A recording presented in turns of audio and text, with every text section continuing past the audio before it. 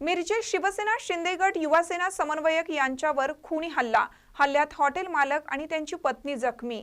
मिरजमध्ये आर्थिक देवाणघेवाणीतून शिवसेना शिंदे गट युवासेना जिल्हा समन्वयक यांच्यावर खुनी हल्ला झाल्याची घटना काल रात्री घडली आहे। यामध्ये शिवसेना शिंदे गटाचे युवासेनेचे पदाधिकारी मतीन काझी यांच्यासह हॉटेल मालक आणि त्यांची पत्नी देखील गंभीर जखमी झाली आहे।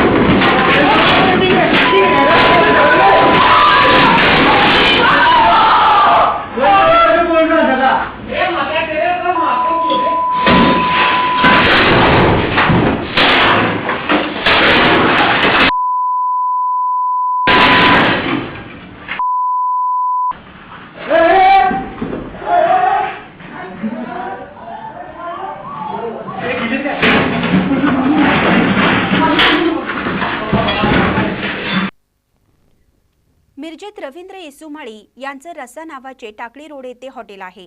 हॉटेल मालक आणि एका कामगाराचा आर्थिक देवाणघेवाणीतून वाद सुरू होता। या वादातून अमन गोंधळ, सोहेल नदाब, शंकर रिक्षावाला आणि शिव अतनीकर यांनी हॉटेलवर एक जोरदार राडा घातला।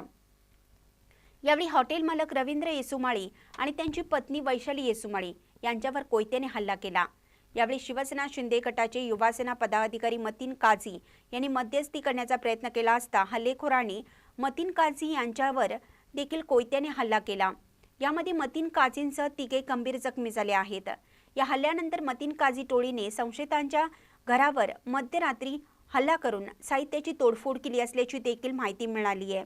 दरम्यान दोन गटात झालेल्या हल्ल्यामुळे मिरजेत मध्यरात्री मोठ्या प्रमाणात जमाव देखील जमला होता, परंतु पोलिसांनी लाठीमार करून जमावाला पांगवलं।